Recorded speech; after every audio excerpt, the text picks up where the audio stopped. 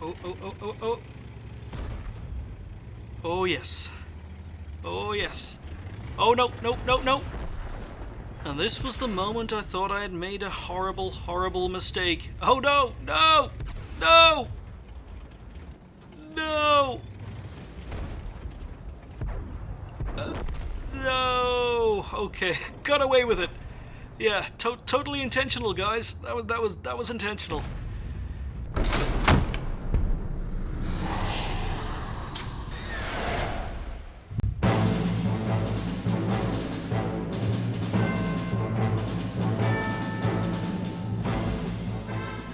Hi folks, and welcome to the Ace Tanker for the T-45, a Tier 2 Russian Premium Light Tank.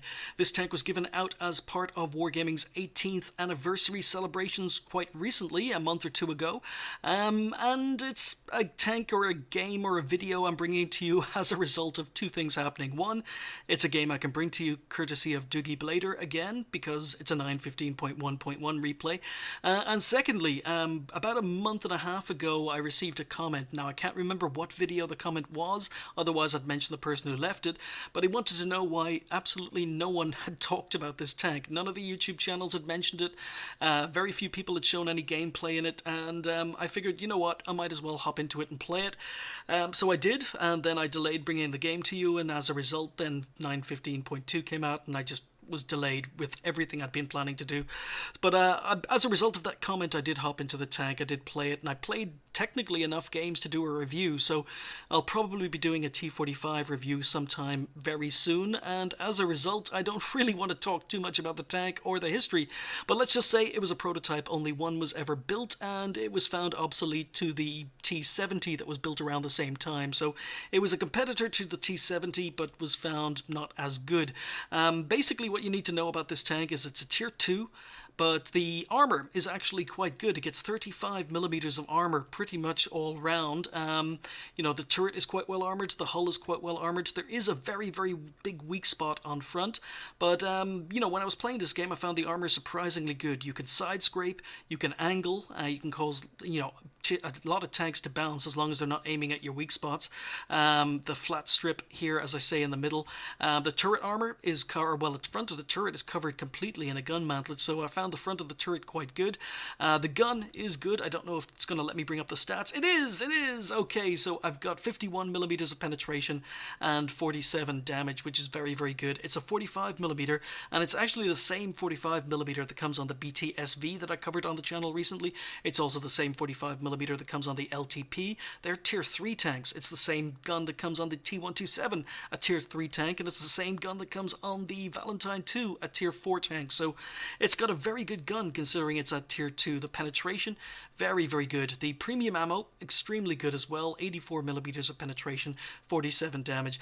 Even the HE, although I don't have any HE on the tank, is quite good because this tank can face Tier 1s and it can face very lightly armored tanks, and with 23 millimeters of penetration you can pen lightly armored tanks with your HE, so you know, even the HE is quite good, but I don't run any on the tank, so I found it quite fast, you know, not amazingly fast, a little bit sluggish, but it's got a decent top speed, it's quite maneuverable, got good traverse speed, got good turret traverse speed, and the gun handling is absolutely awful, so there had to be a downside.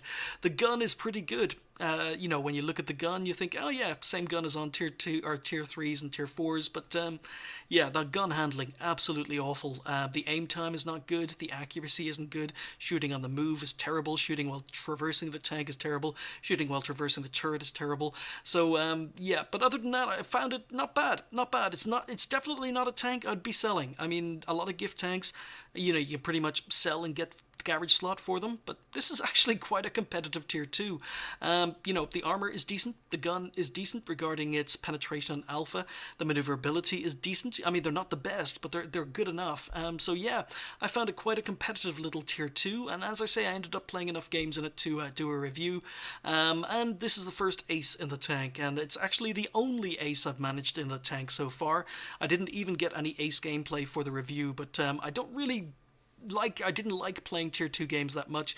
Wasn't in the mood for them, still not in the mood for them, and as a result, I don't think I'll be hopping into the tank again anytime soon, even though it's not a terrible tank.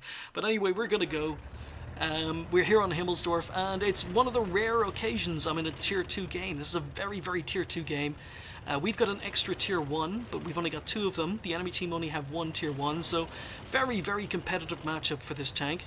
Pretty much all tier 2s on either side, so we're moving up.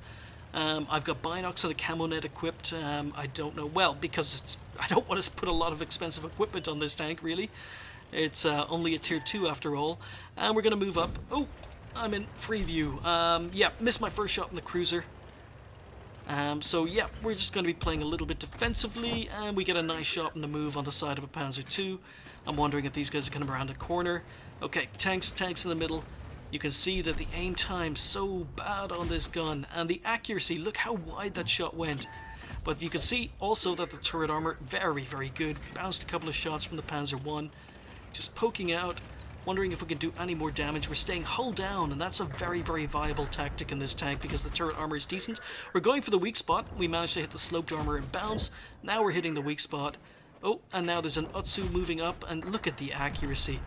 Even pretty much fully aimed, we miss a shot, like it goes high, it goes wide on the Utsu.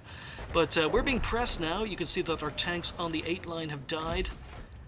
Going for a blind shot. And I'm going to pause it there and stick on the minimap features because I forgot to switch on the extended minimap features. Which it's not letting me do. It's not letting me do. Okay, I thought the UI problems had been resolved. Okay, that was a big fail. It wouldn't let me switch the minimap features on, but we're just gonna go even if you can't see the minimap features. We're under pressure on the 8 line, or the banana as some people call it, so I've fallen back.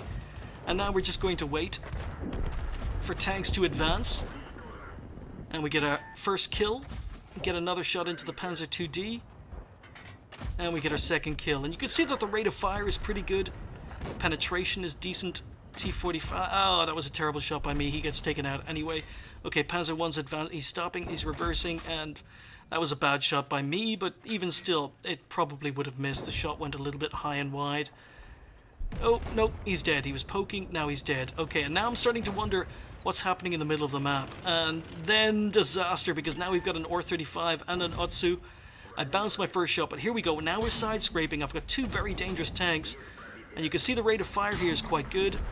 I'm waiting for side shots that I can pen. We bounce to the OR-35. Need to take out the Utsu because he's a one-hit kill. Someone else takes him out. We're angled. Tracks are eating shots. We get a shot into the turret of the OR-35. He pretty much knows what he's doing. We're shooting him in the gun, trying to kill his gunner, trying to knock out his gun. And we can pen easily the OR-35 through the turret. But yeah, I was side scraping, managed to bounce a few shots, but in the end, I'm left on just 8 health. So yeah. We did manage to get 2 very, very dangerous tanks taken out, but definitely lost a lot more health in that engagement than I was hoping to. So T-45, for some reason, decides to climb the hill. I actually misjudged that. I thought he was going around the corner, but he was actually coming up the hill. Thankfully, someone was more awake than I was and took him out. So light 6C and a T-45 down here in the corner, and once again we're side scraping. And we've got a shot in the T-45, but it's just a turret shot. And we bounce, because this tank will actually struggle to pen the turret of itself. T-45 can struggle, but we've got the side of the T-45, get 1 shot in. Rate of fire is good enough. And when you let the gun aim in fully, then the accuracy is good enough. So just 3 kills there, but we did do quite a bit of assistance damage.